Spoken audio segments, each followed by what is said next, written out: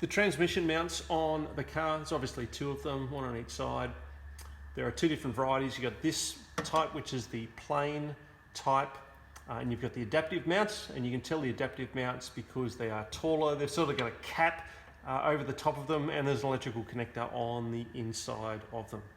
The way they work is this big black bracket here, which is bolted by two bolts to the side of the transmission on each side. You've got this bracket here, which is part of the sort of subframe assembly at the back. The mount sits on top of this bracket, and there's a big shaft which comes out the bottom of the mount with a big nut on the underside here, which is a thing that connects the bracket here, which is connected to the transmission, to the mount here. And the mount just sits on top there, and there's a screw here with a nut on each side of it.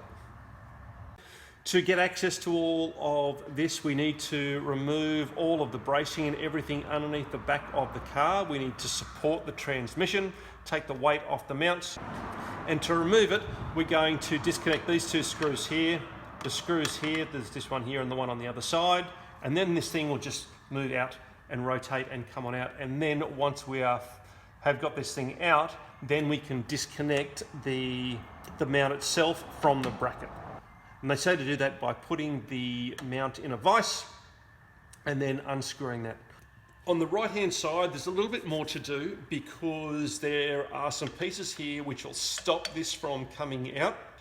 So we need to remove the left mount first, move the transmission sideways slightly so then this thing can come out. The way we remove it is exactly the same via the two bolts there and then the two screws that connect it to this piece of subframe. Prior to doing that, we need to disconnect a couple of electrical items. This cord here for the PDK, which is the gear oil sensor, don't disconnect it from here. If you come up here, there's a plug in there which can be disconnected, and that's that cord there which goes to the back. And then these can just be pushed out. That can be fed out this way, and then the transmission mount bracing here will be able to become free. I have supported the back of the transmission here, just on a transmission jack, which is here, a piece of timber under the flats of the back here. Obviously I'm not going to do it on the pan, which is back here.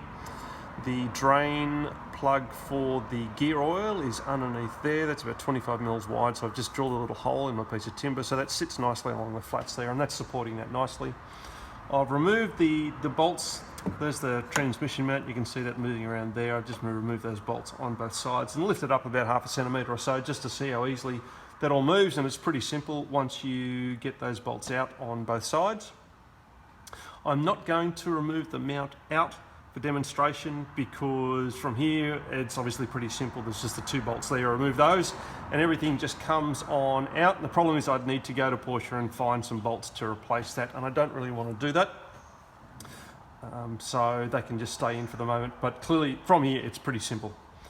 The difficulty is when you are installing, and what the book calls for is for you to torque these down with this on only sort of finger tight, and then seat everything down and then torque this on there. The problem is that this is completely enclosed. There's no way that you're going to get a torque wrench onto this. It says to put 85 Newton meters on it, and whilst you're doing that, it's saying you to hold and counter on the flats of the flange here of the bracket. Impossible. I'm not sure what they're talking about there, but they must have some special tools to do that. The reason they're asking you to do that, I think, is because like a bush for suspension or something like that, we don't want to mount this with any tension in it. So what they're wanting you to do is obviously put everything down and then torque this so there's no twisting force in the rubber of the mounts. So to install these, this is what I would do.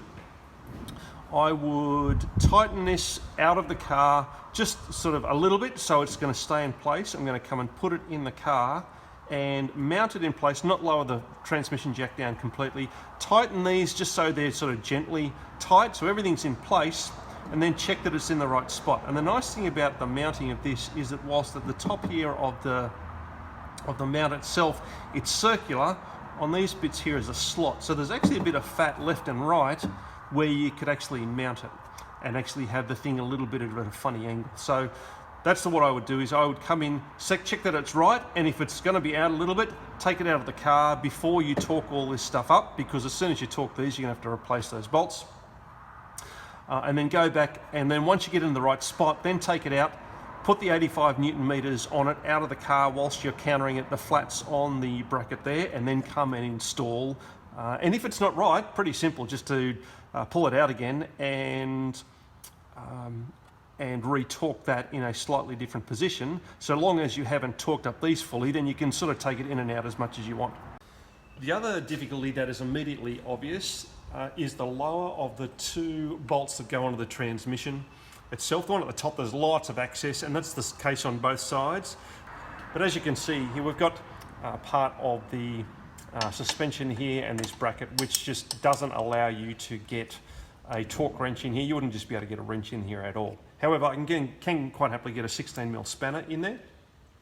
So to get that off would be pretty simple, but it's setting the correct torque, which is pretty important and might be a little bit difficult.